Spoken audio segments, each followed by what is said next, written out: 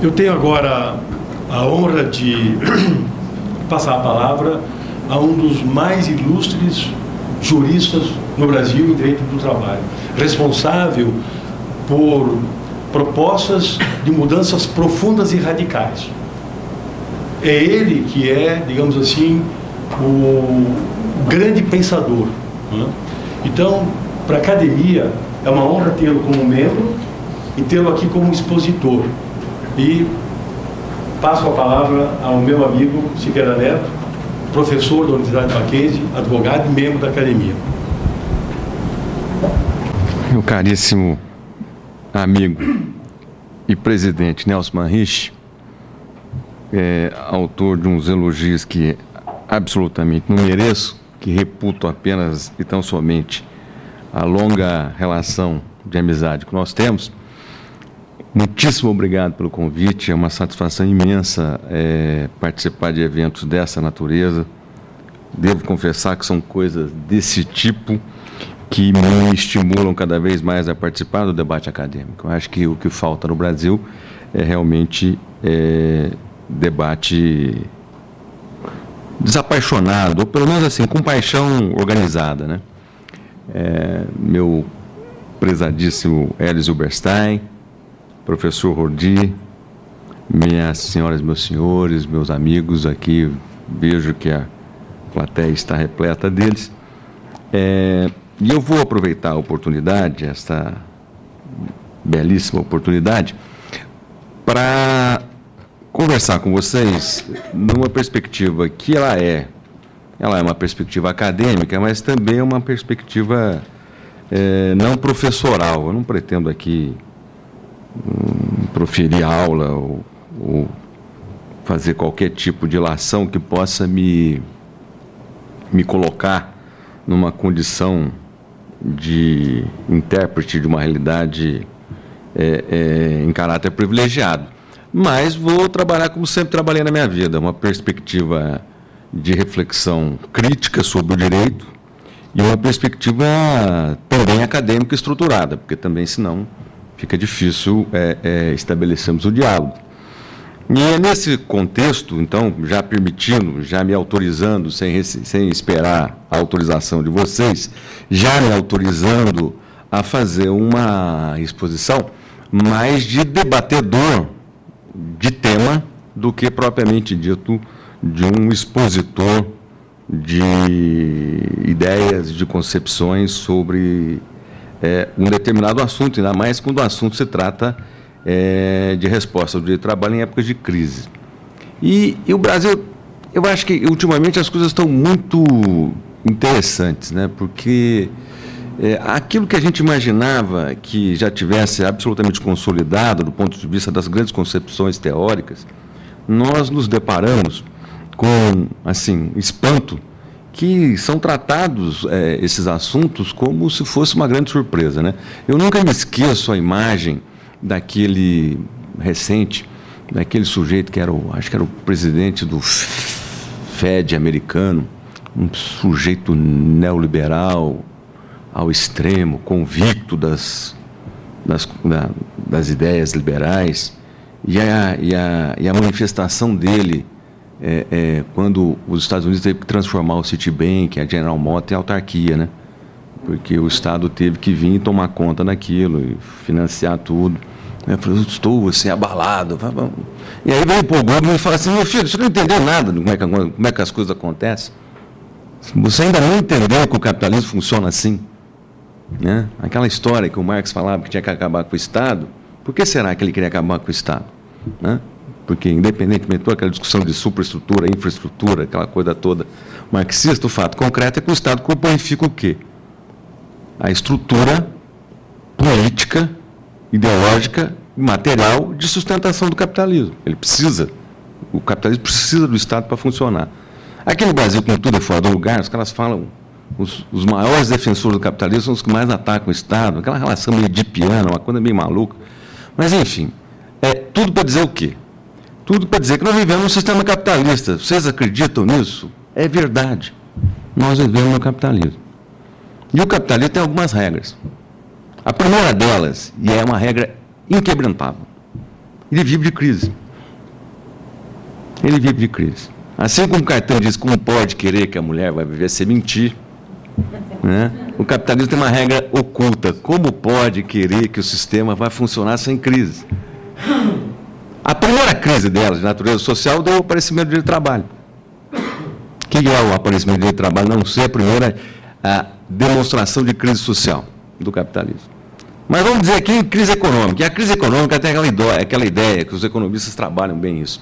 Quer dizer, elas são cíclicas e concentradoras. Cada crise que tem, você vai falar, acabou o sistema, né? Todo mundo imaginava que os mais inocentes, não, agora teve a crise de 2008, acabou o sistema. Não. O sistema foi fortalecido, aumentou a concentração e aumentou o poder econômico, né? Então, isso é uma regra de ouro para o trabalhista. O trabalhista que não entende isso vai fazer papel de inocente útil. Vai ficar discutindo as coisas sempre fora do lugar e sempre acreditando que a crise vai ser aquela próxima do fim do mundo, né? Esse eu acho um contexto importantíssimo para nós que vivemos um momento completamente diferente. O problema de começar cedo na vida e na vida profissional é que eu tive onde eu estava conversando com uma pessoa, dizendo assim, que situação a minha geração, porque eu presenciei, você pode não acreditar, pode até acreditar pela minha aparência, que é muito pior do que a minha idade, mas enfim, eu presenciei o rádio a válvula. Eu tinha que ligar o rádio para ele esquentar um tempo, para depois ele começar a funcionar. E hoje nós vivemos na era do iPad, né?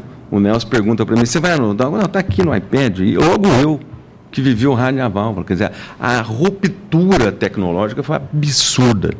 Nem do mesmo ponto de vista político. Eu quero contar uma história para vocês. Em 1982, eu fui à Itália, pela primeira vez, em 83, e fiquei encantado com minha aproximação com a Universidade Europeia, com o sindicalismo italiano, que era muito forte naquela época, e com tudo mais. E eu voltei lá apaixonado pelas ideias de negociação coletiva e acabei fazendo um trabalho que deu muita confusão, que chamava o contrato coletivo de trabalho. Na verdade, o contrato coletivo de trabalho era uma tentativa de mudar o sistema brasileiro de negociação coletiva. O que eu mais ouvia naquela época é o seguinte, espera um pouquinho, o Brasil não é Itália. A Itália tem 2000 anos. Eu falava, espera um pouquinho. Você está confundindo a República Italiana com o Império Romano. São coisas diferentes. A República Italiana é mais nova que o Brasil. Porque a Itália é de 1850, o Brasil é independente de 1822. Mas não, isso não se aplica ao Brasil. O Brasil não tem tradição democrática. O Brasil não tem origem. A Europa não é o Brasil. Agora o que mais se ouve é a crise da Europa. Olha, a Europa está caindo, porque tem muito direito. Quer dizer, então, aquela ideia que a gente tem no Brasil, a leitura que se tem do imaginário, é uma coisa que a gente tinha, dá essa impressão que a gente vai do nascimento para a decadência, sem viver o apogeu. E parece que essa é uma regra que a gente está condenado a resolver. Porque nós não temos hoje a crise econômica que a Europa tem. Pelo contrário, os números que o professor Alisson Berstein está mostrando. Quer dizer, nunca antes na história desse país teve um desemprego nesse nível. Eu me lembro que em dezembro de 2002 o desemprego em São Paulo, na Grande São Paulo atingiu 21%, no Brasil 19%. Né? Nós estamos bem. Mas eu dizer, não, tem muito aumento salarial. Verdade, tem, mas tem um histórico represado imenso, que o país precisa, de uma certa forma, acaba recuperando. E também revela que o Brasil está tendo uma distribuição de renda efetiva. Tem setores brasileiros que podem até aparecer que não estão lá tão bem, mas tem um setor de baixo que está subindo, e isso revela uma certa distribuição de renda. Isso é bom? Não é bom nem ruim, é melhor do que estar em crise. Eu que vivi a crise dos anos 90, né, sei bem o que é isso. Vivi crise de ditadura, que é uma tragédia, vivi crise econômica do pós-ditadura, que é outra tragédia, e estou vivendo esse momento agora que eu vou dizer para você, que pode não ser o momento mais desejado do mundo, mas é muito melhor.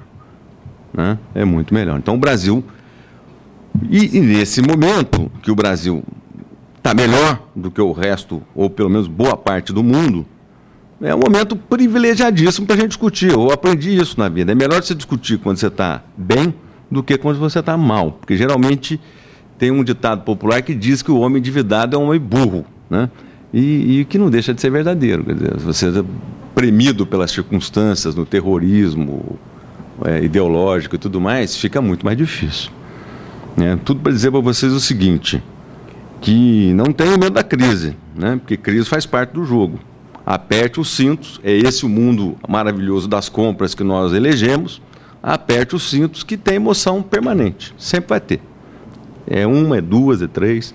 E o Brasil enfrenta hoje um outro tipo de crise, que também é uma crise. O que é crise, afinal de contas? Crise é um problema de ruptura com determinado padrão harmônico de interpretação e de vida, ou de interpretação das coisas, ou do funcionamento das coisas, né?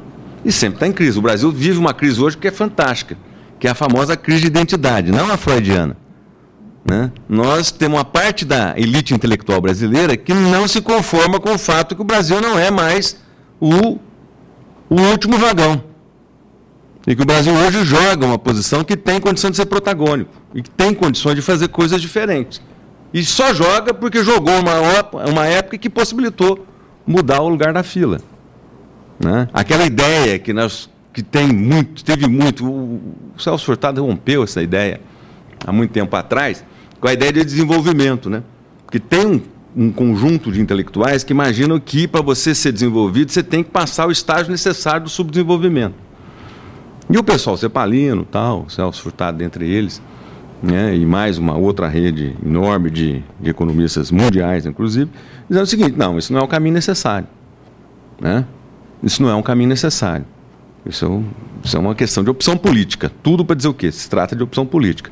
Tem um grande teórico chamado Gershon, que escreve um trabalho fantástico, chamado Atraso como Vantagem. Ele explica exatamente esse problema de ciclos, né? E ele explica o caso da Coreia, por exemplo. Você pega a Coreia, que em 1980 não fazia um automóvel, e hoje ela tem 2 marcas mundiais. O Brasil fazia 1.200.000 automóveis e não tem nenhuma marca mundial.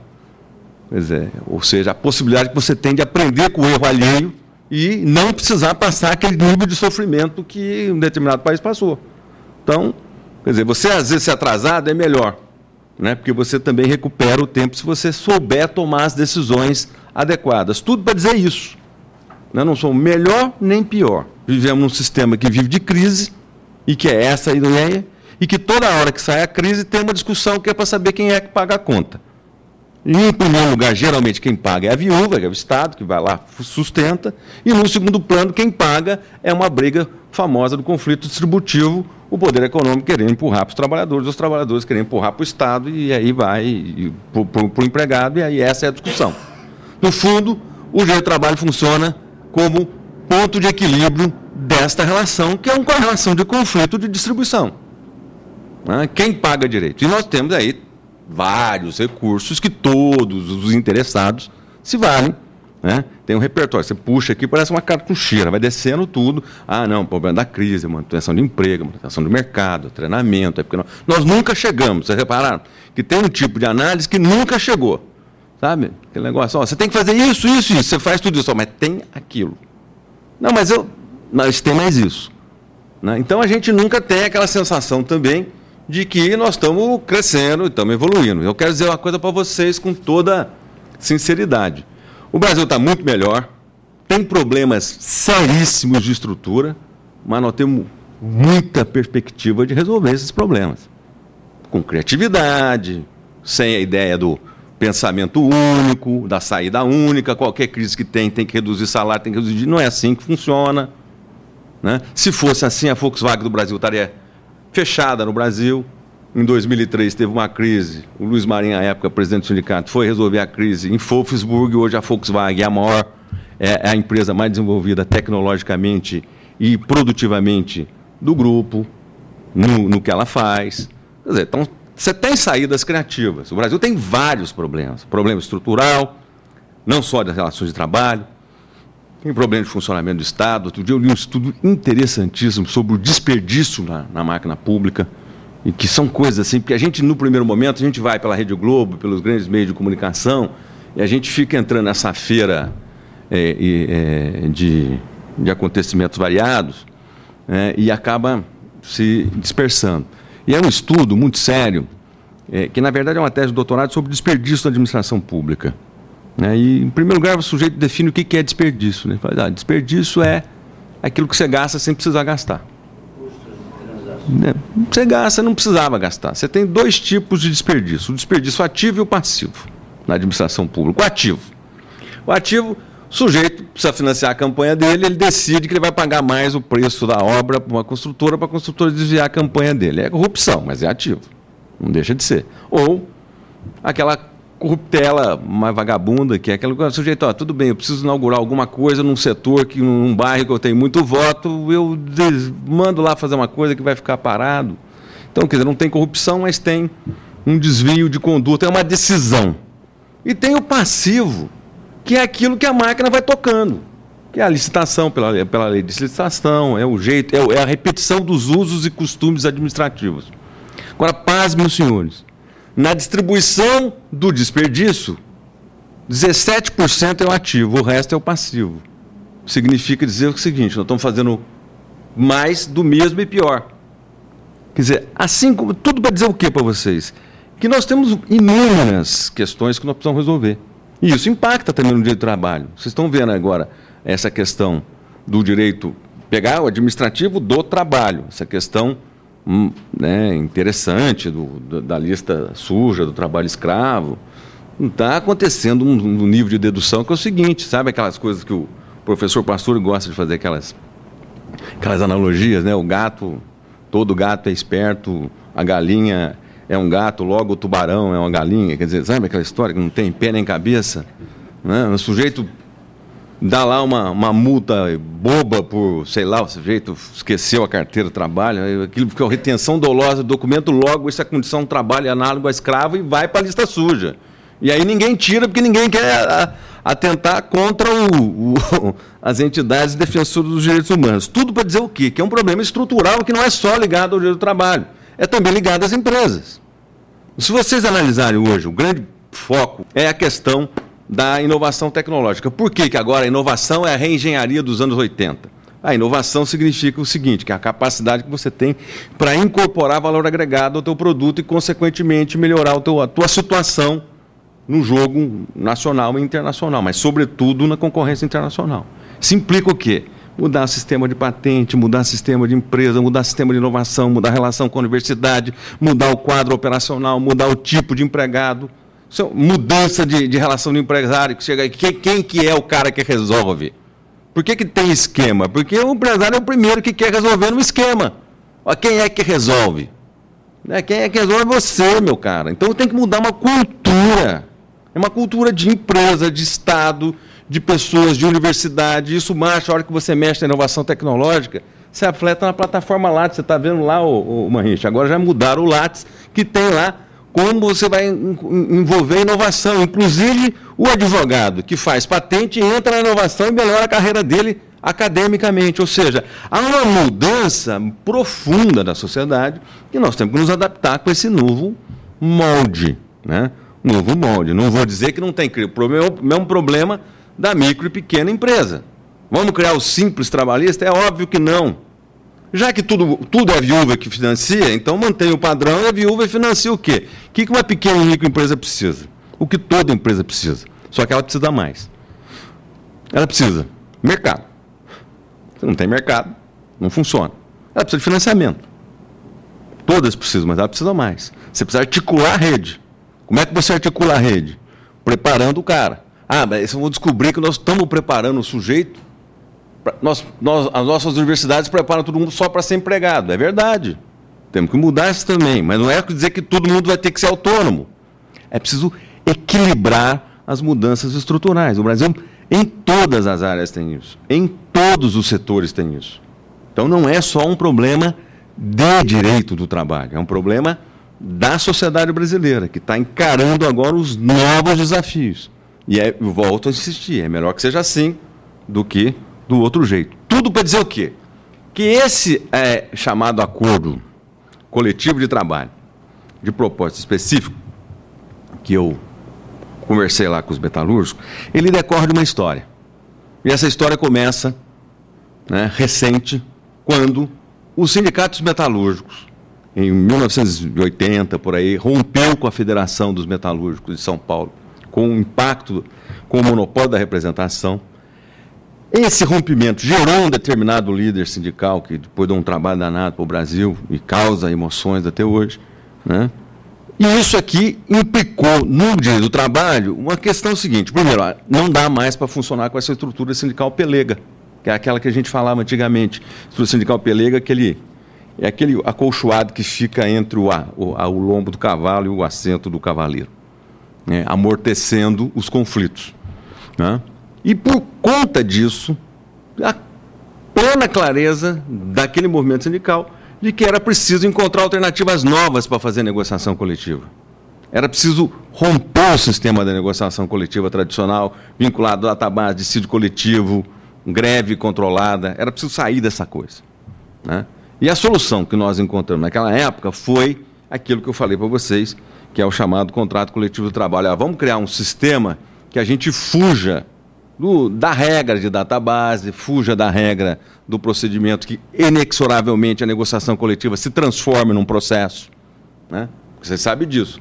Quando virou dissídio, já não é mais um processo de negociação, passa a ser um processo como outro qualquer, né? Acabar com a jurisprudência de produtividade, acabar com essa regra de controle, de amarração, de não envolvimento das empresas, porque se você tem uma regra mais flexível do ponto de vista dos procedimentos, as empresas se envolvem, que era uma coisa muito localizada. Você vai dizer, não, localizada nas montadoras do ABC, é verdade, localizada nas montadoras do ABC.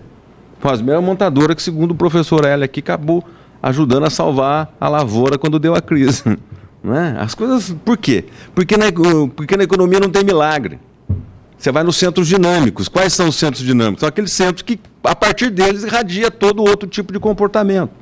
É lá que aconteceu. Por quê? Porque tinha uma experiência, porque tinha empresa sueca, tinha alemã, os caras têm hábito de negociar, eles são diferentes das empresas norte-americanas, apesar de tudo. Você tem culturas diferentes, né? A empresa norte-americana, por que em qualquer empresa norte-americana, quando tem uma greve, isso acontecia muito? Quebra carro, quebra... Por quê? Porque é a cultura deles, eles trazem para cá. É a cultura do enfrentamento até o fim, quem tem que derrubar. Isso não é mal nem bom, isso é entender a realidade. O sueco já é diferente, o alemão já é diferente. É aquela ideia de negociação de soluço ou de conflito, ou permanente. O que é negociação de soluço? Você tem uma crise, você negocia. Daí você esquece. Acabou a crise, você vai embora. Daí você tem outra crise, você negocia de novo. Daí você vai negociando em cima de crise. A negociação permanente é aquela seguinte, ó, tem uma crise, faz parte da vida. Resolvemos ela e vamos continuar a vida. Vamos continuar porque é assim que funciona. Então, você nunca tem aqueles distúrbios absurdos. Você faz, vive crise e vai entendendo como uma crise normal. E não transforma aquilo, um conflito trabalhista, num conflito de segurança nacional, né? Claro que você pegar o pessoal do PSTU lá em São José, que eles são trotskistas, eles acreditam na greve geral e acreditam que a greve geral vai proporcionar a revolução mundial, porque quem conhece as bases do pensamento trotskista sabe que é isso, né? Tudo bem, isso faz parte da vida. Mas do jogo jogado do sindicato de interesse é isso. Então, a ideia começa daí. O que aconteceu? O sindicato ofereceu uma proposta. Na época, o que tinha em vigor era uma ideia de pacto social. Naquela época era o Pacto de Moncloa. Todo mundo falava do Pacto de Moncloa, porque a grande saída, que pouca gente entendeu o que é aquilo, né? Foi um pacto institucional de transição para a democracia da Espanha. Mas como tinha aquela ideia de que tinha conciliação de classes e que o sindicato estava crescendo demais aqui, a linha da CUT, aquelas coisas todas, era importante rebaixar o facho da moçada, né? Então, naquela época, a Europa, que interessava, era o Pacto de Moncloa, era o pacto de conciliação. E tudo que fugia da conciliação era um problema. O que aconteceu? Andou, o sindicato corporativo reagiu, né? Esse sindicato que todo mundo reclama que existe hoje, que só vive de contribuição sindical, que cobra tudo, que é mais fácil abrir um sindicato que montar uma empresa no Brasil. Você monta o sindicato rapidamente, e uma empresa você tem trabalho, quer dizer, são essas as disfunções da estrutura brasileira. Bom, perdeu esse debate, veio a Constituição reforçou aquela coisa toda do sindicato por categoria, único, né? Eles estão agora enfrentando esse problema, porque a Constituição incorporou o sindicato por categoria, mas não incorporou o quadro de enquadramento sindical do anexo A do artigo 577 da CLT. Isso me parece que é uma interpretação, apesar que no Brasil se interpreta tudo, né? Agora com esse negócio de regra, princípio, regra, agora a regra já é menor que o princípio foi maior, uma hora, enfim, aquelas coisas que eu confesso que eu leio para obrigação de estar informado, mas não consigo entender. Enfim, é difícil, né? E o sistema está estrangulando. Bom, o que acontece? Houve uma mudança no país, o país teve eleição direta, mudou, e o Brasil tem esse ciclo. Quando muda, né, entra o Fernando Collor. O que o Fernando Collor faz em relação ao trabalho? Com aquele sujeito lá, o impagável do Magre, né? O impagável do ministro Magre diz o seguinte, vamos reforçar o registro sindical, que é essa coisa mais importante que nós temos que fazer.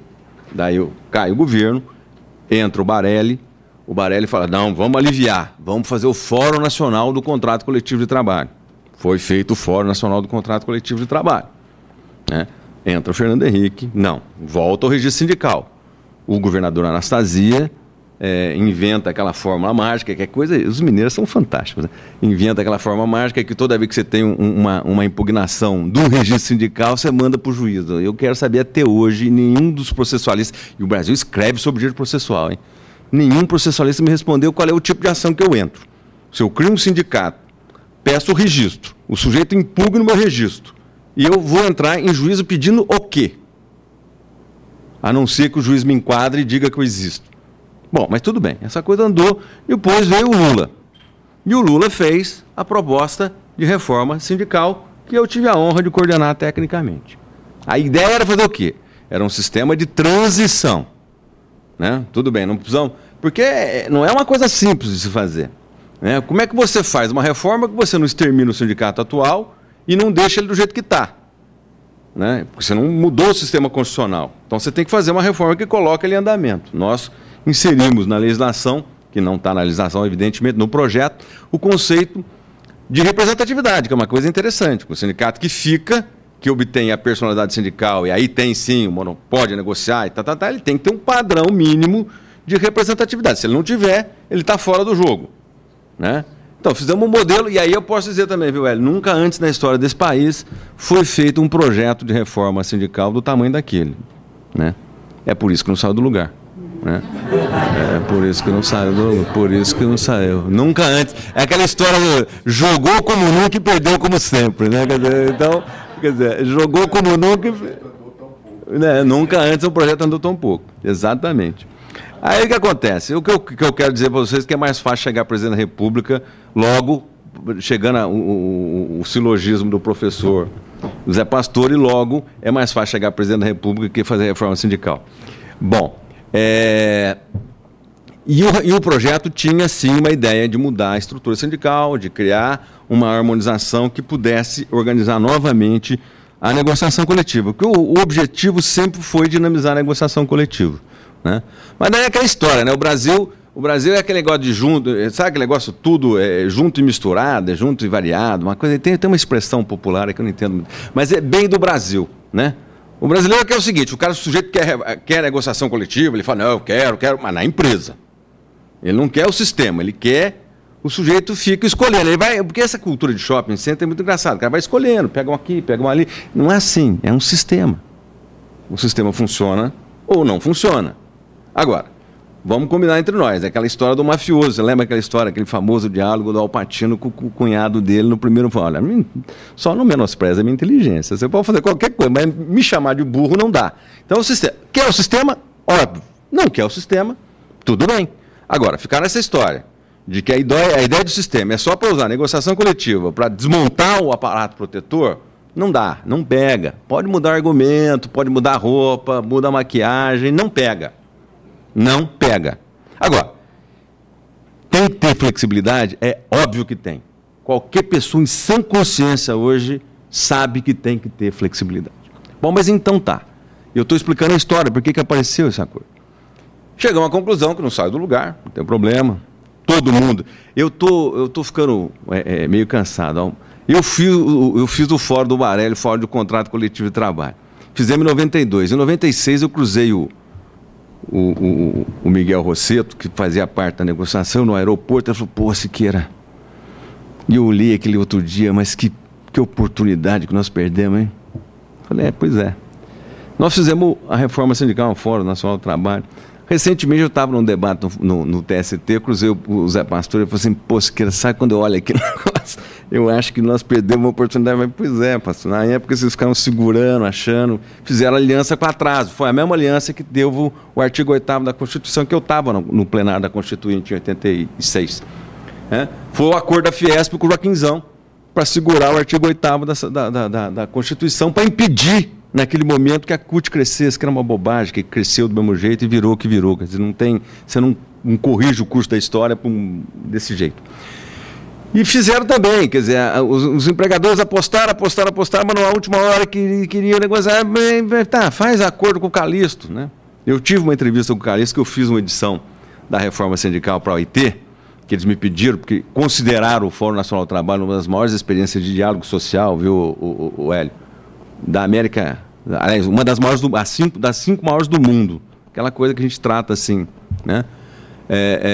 E aí pediram que eu fizesse um texto. E eu fiz o texto, que na verdade virou um livro, e do livro implicava entrevista. E eu tive que entrevistar o Calixto, né?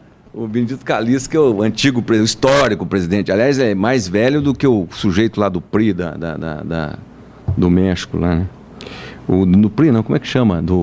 É PRI, né? É PRI.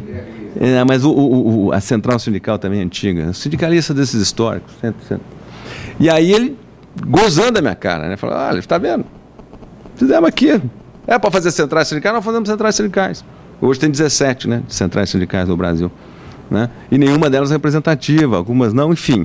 Então, baseado nessa experiência, eu recebi no meu escritório, por muita satisfação minha, o presidente então do Sindicato Metalúrgico, o Sérgio Nobre, que hoje é secretário-geral da CUT, falou assim, nós queríamos fazer alguma coisa diferente.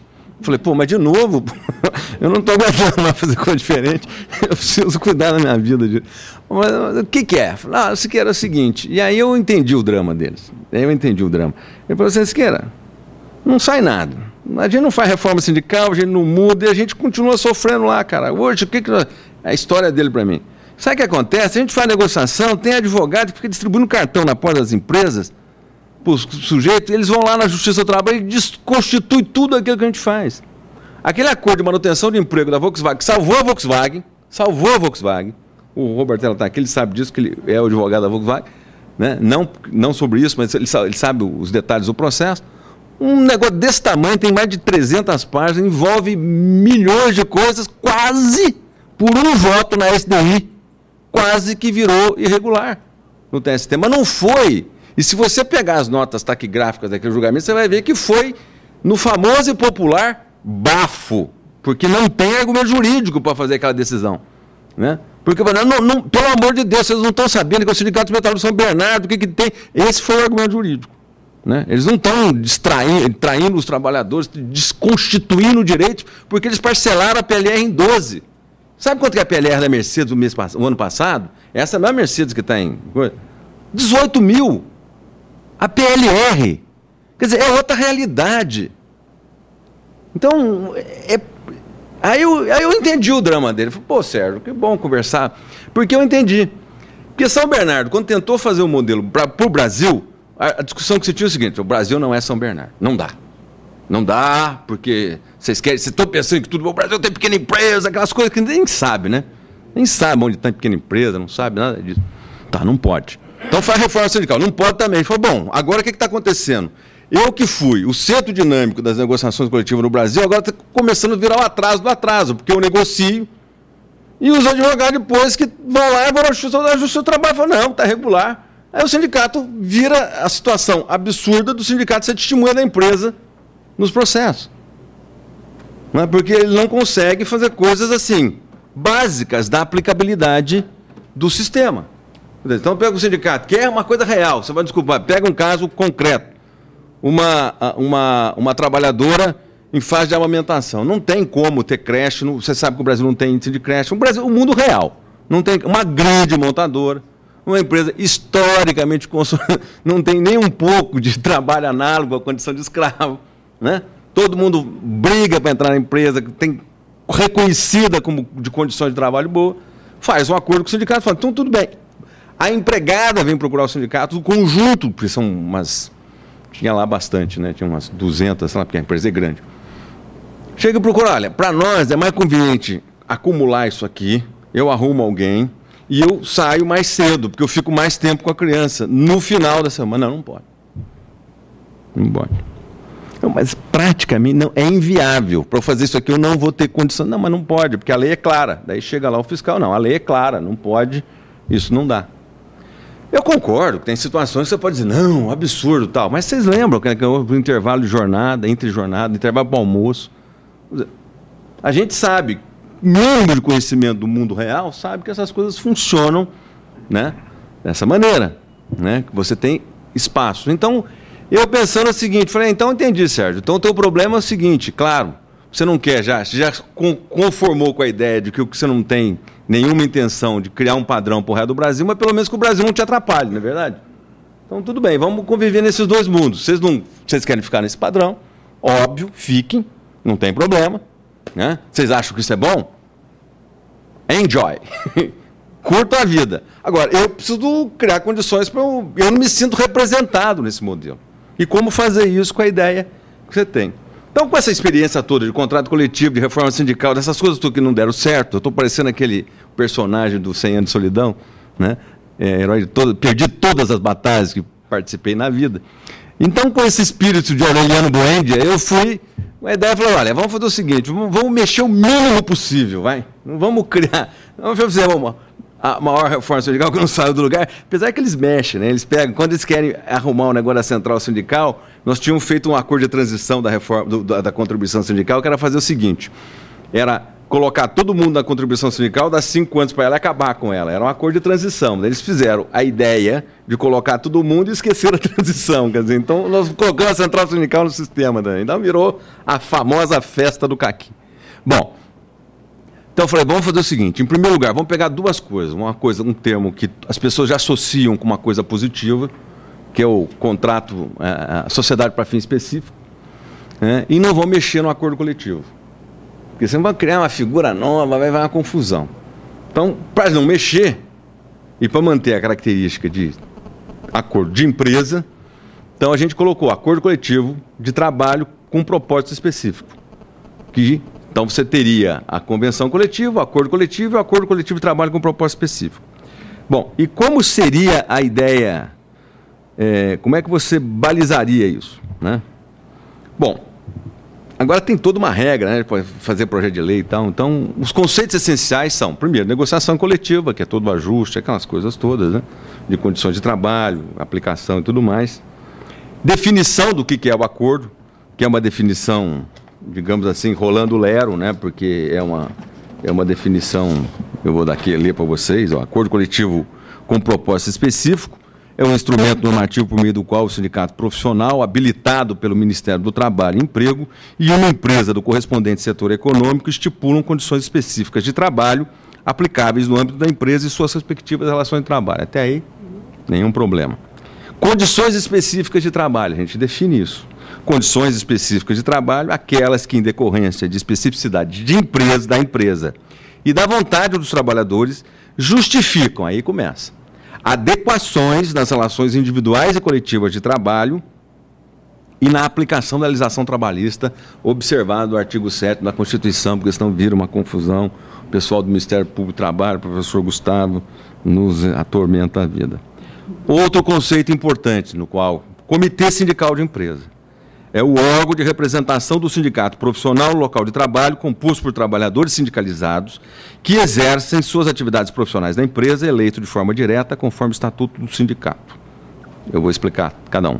E a habilitação, que é a certidão expedida pelo Ministério do Trabalho e Emprego, que credencia o sindicato profissional para a negociação do acordo coletivo com propósito específico. E o último requisito, conduta de boa-fé. Princípio da prática sindical e da negociação coletiva para os fins do acordo coletivo de propósito específico. Bom, então, nós definimos que a gente vai ter condições que a gente vai poder mexer na aplicação e no conteúdo das relações individuais e coletivas, já inserindo algumas ideias. Primeiro, a ideia da vontade dos trabalhadores, que tem que ser aprovado, e aí depois vocês vão ver que a gente coloca lá algumas regrinhas. A gente sabe que tem coisa mais manipulada que a Assembleia, né? Antigamente eu diria Assembleia Sindical, mas hoje eu digo Assembleia. Eu costumo dizer para meus amigos de direito coletivo, né, que direito sindical é direito societário de pobre, né, porque ele trabalha com as mesmas categorias do direito societário, né. Tem assembleia, tem reunião de sócio, acordo e tal, só que é societário de pobre, né. Mas enfim, não tem coisa mais manipulada do que a assembleia sindical aqui no caso, né, sem nenhum tipo de... Então, vamos começar a recuperar um pouco os valores dessas coisas, que tem que ter representatividade para fazer as coisas, né, porque isso também cansa, né, o sindicato não representa ninguém, e aí fica lá com nenhum porteiro, cobrando pedágio das empresas. Você sabe como é que isso funciona bem, né? Isso aí eu não vou precisar explicar, né? Tem aquela história que tudo que é público e notório não carece de explicação. Bom, qual é a ideia? Então, a ideia é que tem que ter aprovação. Outra coisa, tem que ter certificação. Vocês vão entender por quê. Não é toda empresa e todo sindicato. Nós já começamos a criar um negócio, né? Porque daí sempre a gente apanha por causa disso, doutor Valdir. Vocês estão pensando que o Brasil é São Bernardo. Não, tudo bem. Então, as empresas e os sindicatos que tiverem um histórico de negociação certificado, comprovado objetivamente, junto ao Ministério do Trabalho, eles vão poder fazer esse tipo de negociação. E o que eles ganham em troca? Eles ganham em troca que o fiscal não vai sentar a pua antes da hora. O fiscal pode fazer lá o seu exercício livre, entra lá, faz o que quiser, fica à vontade... vai recomendar, só que a hora que ele recomendou, a empresa e o sindicato atuam, né, democrática, republicanamente, perante a autoridade e defendem o termo do contrato e impede essa coisa burocrática que são os autos de infração. O cara vai lá, o outro não vê, o outro vai de acordo, recurso a gente sabe que é pro forma, né, e aí você contém um pouco a fúria, né, dessas questões de representação ou de atuação das empresas em função do cumprimento das normas trabalhistas. O ideal seria se a gente conseguisse adequar corretamente as nossas normas, mas isso como é impossível, né? Então, a tentativa de criar um espaço para que os sindicatos possam trabalhar. E por que comitê sindical de empresa e não representação dos trabalhadores? Porque nós estamos escaldados, essa discussão a gente sabe um pouco, sabe? Toda vez que você fala com comissão de sindical, eu acho que um sistema melhor e mais adequado é de comissão de representação. Tipo o modelo alemão mesmo, aquela coisa. Funciona, é bom, como, né? Alemão é organizado, funciona. Mas não temos cultura, isso vira argumento político ideológico para os setores à esquerda falar que estão entregando, os setores à direita para deixar a esquerda fazer o jogo sujo, né? E aí a esquerda faz o jogo sujo, depois inviabiliza no Congresso, aí fica essa confusão. Então a gente resolveu um probleminha básico. Comitê sindical de empresa, desde que esteja no estatuto sindical. Porque entrou no estatuto sindical, tem uma pegadinha aí. Entrou no estatuto sindical, muda o colégio eleitoral. E aí só vai topar fazer aquilo o sindicato que não tem medo de oposição. Sindicato de fachada vai fugir disso, que nem o Drácula foge do crucifixo, né? Então a ideia é vincular o comitê sindical, porque o comitê sindical ele dá trabalho na gestão, dá trabalho interno. O sindicato, para fazer comitê sindical, tem que ter muita maturidade. No modelo brasileiro, né? Estou tentando fazer um jogo que funcione sem ter que mudar o mundo, sem aquela ideia do pink do cérebro, tomar conta do mundo, só tomar conta do espaço para cada um fazer a coisa funcionar. Então, a ideia do Comitê Sindical de Empresa. E o princípio da boa-fé, né? O princípio da boa-fé, que todo mundo fala, tal, a gente colocou algumas regrinhas bem simplesinhas, né? Mas são regrinhas eficientes, né? Que é aquele negócio de prestar informação, de participar da negociação, é obrigatório participar, mas não é obrigado a negociar, negociou não significa que tem que ceder, né? O problema maior nosso ali foi regular o sigilo de informação, né? Porque vocês sabem hoje que nessas realidades, problema de empresa é um negócio complicado, tem muita concorrência, você pega informação privilegiada e depois isso dá um problema danado. Então regulamos essa questão da boa-fé. E na questão da apresentação, na questão da formalização, nós exigimos escrutínio secreto. Por quê? Porque esses temas mais candentes, mais pesados, mais, digamos assim, polêmicos, isso aí é uma coisa que exige uma deliberação sem pressão. E nós exigimos também como requisito do sindicato, e o sindicato também tem que apresentar requisito de certificação. Uma deles é o seguinte: o sindicato tem que ter prática de negociação, tem que ter o comitê sindical de base e tem que ter 50% de sindicalizado naquela empresa. Sem isso, ele não pode fazer o acordo coletivo para proposta específica, né? E a empresa que tiver algum problema, um histórico de briga sindical ou de coisa, tiver pendências sindicais, você mandando dirigente sindical embora, também não se habilita. O critério é muito objetivo. Na boa-fé implica isso, na aprovação implica o escrutínio secreto. Você tem que considerar que tem que ter 50% de trabalhador sindicalizado. Do escrutínio secreto tem que ter 50% pelo menos dos sindicalizados participantes e um quórum mínimo de aprovação de 60%. Isso tudo documentado e registrado no Ministério do Trabalho. Empresas e sindicatos certificados que têm condições, eles podem, respeitando o artigo 7º da Constituição, que também é muito genérico, eles podem regular em caráter flexível, né, negociações, condições de aplicação e adequação das condições de trabalho. É essa a ideia. Eu confesso para você que o meu estoque de criatividade acabou, eu não sei mais o que eu posso fazer, né? Eu já esgotei a minha capacidade de criatividade para tentar ajudar naquela linha do professor Hélio Zilberstein, tentar ajudar a modelar um novo padrão de relações de trabalho no Brasil, né? Eu tenho uma visão muito assim definida, né? O professor Hélio pode chamar de esquerdista, não, mas eu tenho uma posição muito definida em relação a concepção, o papel do dia de trabalho, essas coisas todas, mas acho que tem chegada a hora de a gente confluir para uma coisa que, no fundo, a gente fica rotulando. Quando a gente rotula, esse problema é um debate bom, a gente ganha, eventualmente, algum debate. Dependendo do lugar que você está, você fala, eu sou outra de esquerda, outra de direita, você ganha o debate, mas o Brasil não anda. O problema é o seguinte: tem um conjunto de pessoas no Brasil, intelectuais, de atores sociais, que têm posições diferentes, mas pensam na estrutura final da mesma maneira, do ponto de vista que você tem que fazer a coisa fluir.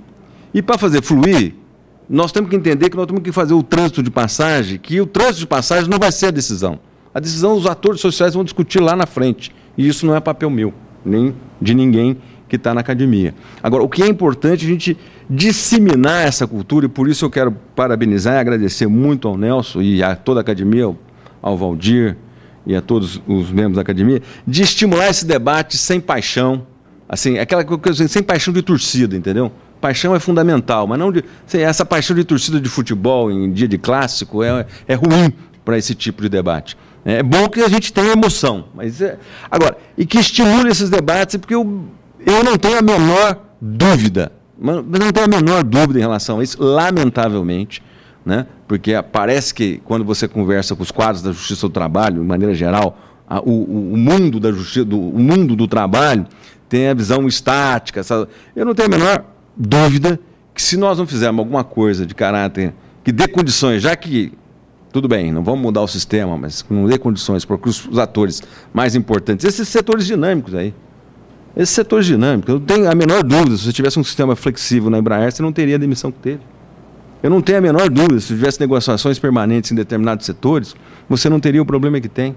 Eu não tenho a menor dúvida hoje, outro dia eu participei do Fórum de Inovação da GV, e eu estava vendo o lado das empresas a questão da inovação, eu não tenho a menor dúvida que sem envolvimento da mão de obra, num outro patamar daquele que nós estamos acostumados, nós não vamos ter a produtividade. E aí nós vamos passar o pior dos mundos, que é aquele negócio de perder o debate sem ter a coragem de enfrentar o debate. Esse é o pior dos cenários, é o cenário da covardia e o cenário da acomodação, coisa que eu tenho certeza que nenhum de nós aqui, nós estamos ficando velho, mas ainda com ranhetice, e nós temos a certeza que é esse nível de debate que vai possibilitar que o Brasil reflita com mais tranquilidade sobre esses temas que são essenciais. Não acreditem nessa história que o padrão estabelecido vai nos levar a algum lugar. A economia cresceu, vocês repararam? Na crise, esse modelo funcionou. Agora a economia cresce, todo mundo fica quieto, ninguém quer mexer. Agora é a hora, porque está tudo mais tranquilo. E nós sabemos como isso funciona. Ou nós temos a coragem de impulsionar esse debate e levar esse debate a uma consequência melhor, e aí volta o problema que eu falei no começo, da crise de identidade. Ao contrário do que pode parecer na primeira recepção da ideia, não é só uma crítica aos setores políticos, mas é uma crítica também a nós mesmos, nós trabalhistas, né? Nós temos uma crise de identidade, nós temos que assumir o papel de que nós estamos numa posição melhor e que a posição melhor corresponde a mais ousadia, a mais equilíbrio e a mais coragem. E é isso que eu espero que nós tenhamos a fortuna de encaminhar nos próximos anos. Muito obrigado, Nelson. Eu passei meu tempo.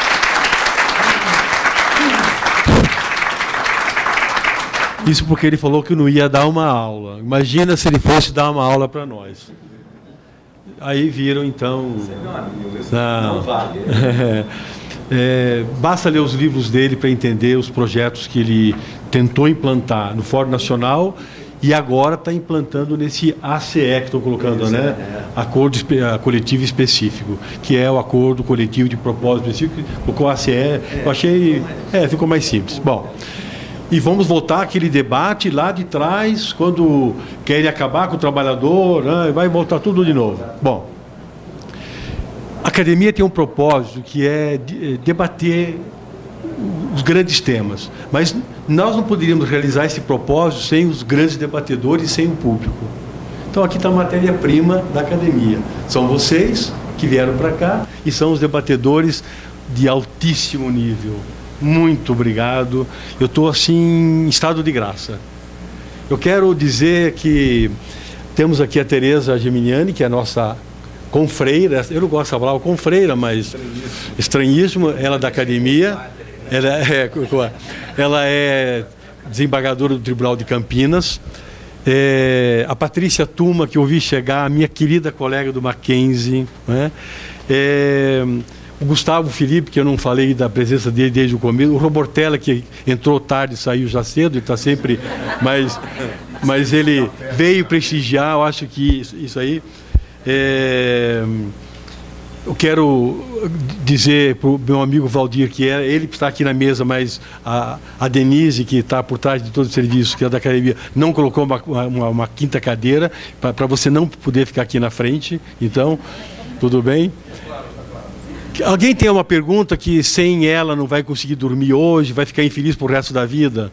Por favor, olha, aproveite um professor, reitor da Universidade de Barcelona, daquela cidade maravilhosa, e a cidade maravilhosa, e um homem culto, com a mente aberta. Alguma questão?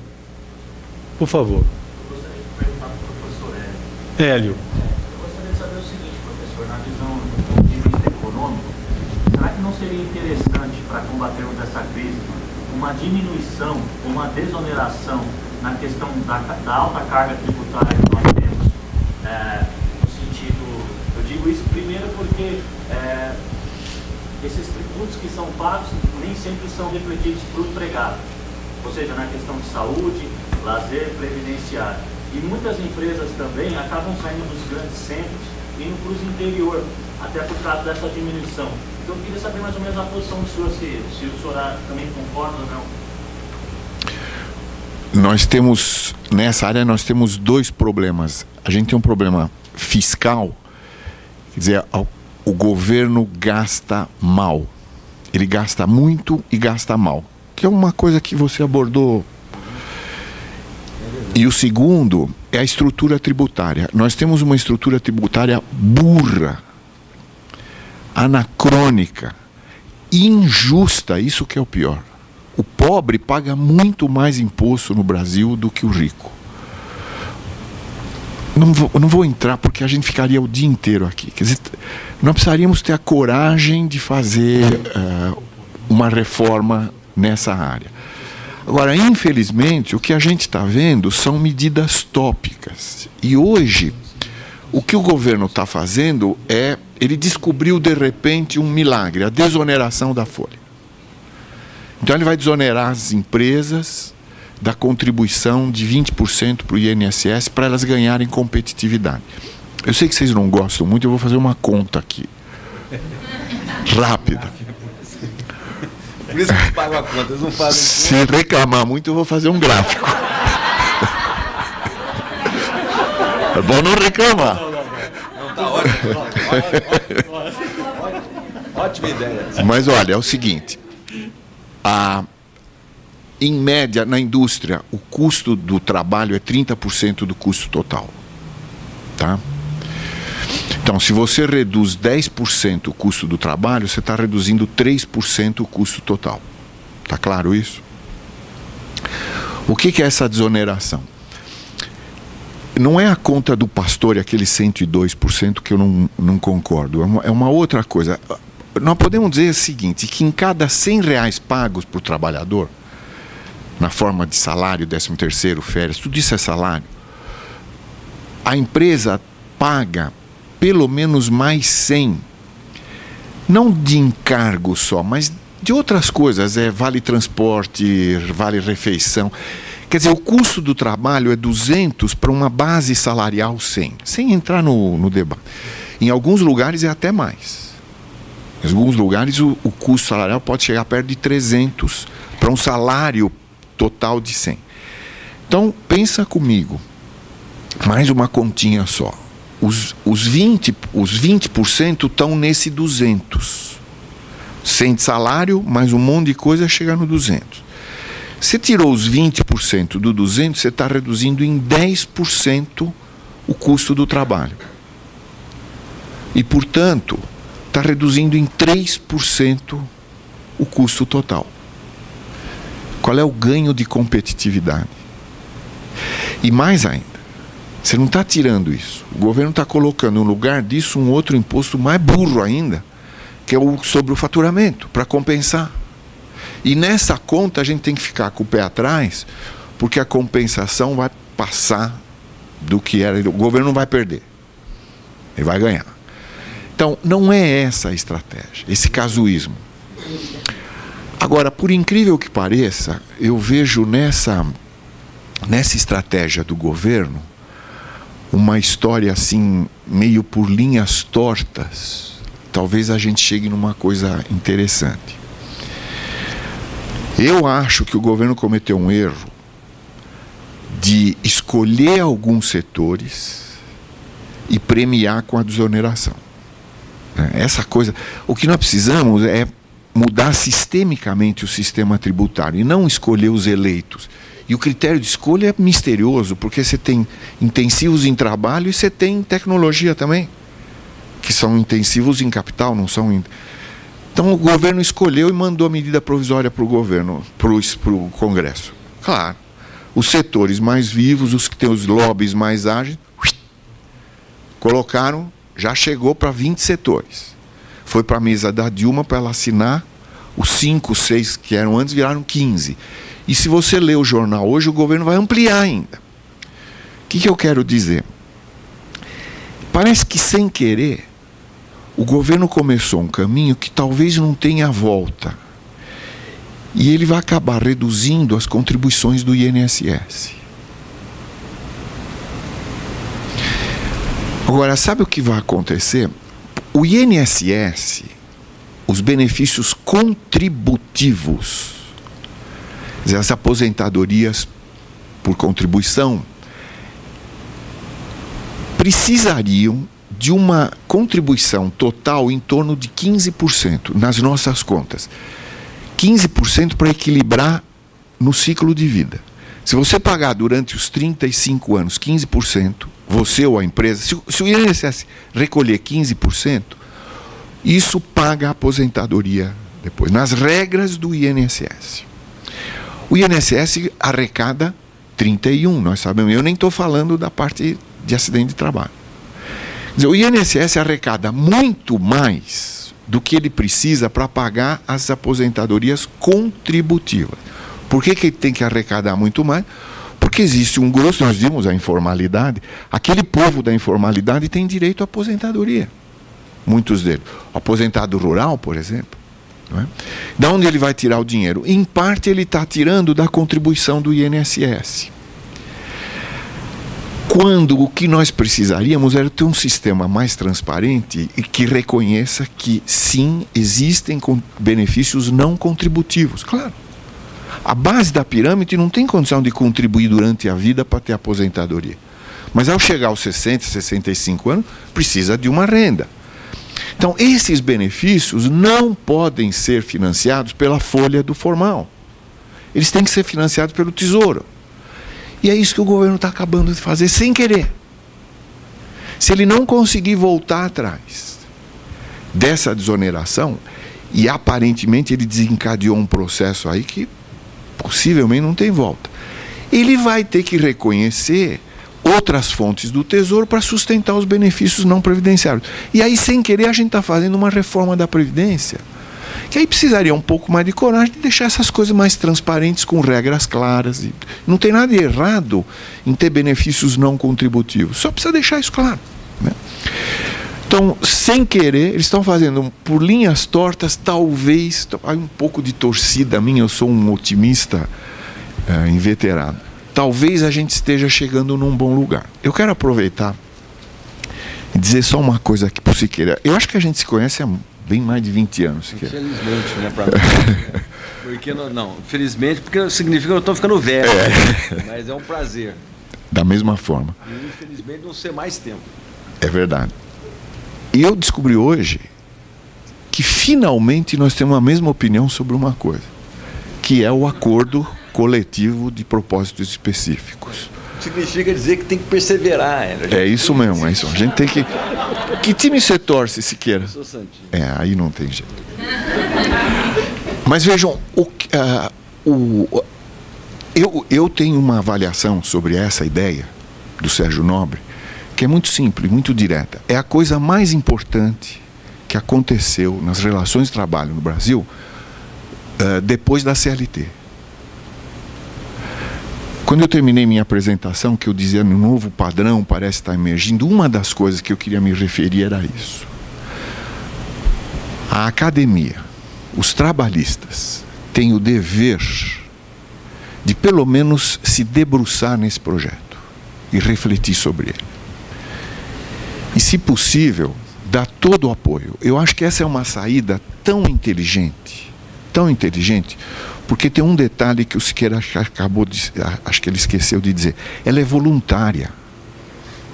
Ela não vai obrigar todo mundo. Só a empresa que quiser e o sindicato que quiser vão aderir a ele. Então é uma reforma trabalhista por adesão. A empresa que estiver contente com a Justiça do Trabalho, fica lá. Agora, a empresa que quiser caminhar, que quiser negociar, ter autonomia para decidir junto com os trabalhadores sobre a aplicação das regras, ela vai ter essa oportunidade. E hoje, por que eu acredito nisso? Tem muitas empresas no Brasil que, por condições do seu negócio, elas têm a diretoria do sindicato dentro delas. Por exemplo, uma empresa que seja a única naquela atividade num município. O Sindicato Municipal dos Trabalhadores, daquela categoria, é todo da empresa. Então a empresa hoje está levando o ônus de ter o sindicato dentro e não ter nenhum bônus. Nós vamos estar dando um caminho para essa empresa se aproveitar dessa situação. E há muitas empresas que vão querer aderir. As que não quiserem, não precisam. E aí, com o tempo, por efeito demonstração, a gente vai ter uma evolução. Então, essa é uma coisa da maior importância. Da maior importância. Nós precisamos dar todo o apoio para o pessoal do ABC. Nós precisamos... Isso aqui possivelmente vai para o Congresso, um projeto do Executivo. E a gente sabe os riscos que existem no Congresso. Uma virgulinha pode... Então, teria que haver um esforço, uma manifestação eloquente do direito do trabalho, abrindo uma chance. Agora, isso é um risco para vocês. Porque onde isso prosperar, o advogado trabalhista vai ter muito menos trabalho. Na repressão, mas não na prevenção. Esse é o desafio do advogado trabalhista. Exatamente, vai mudar completamente. E muito advogado já percebeu isso e já está investindo na prevenção. Ele ser um conselheiro e parceiro da empresa, e não torcer para quebrar para ele ganhar dinheiro em cima de processo.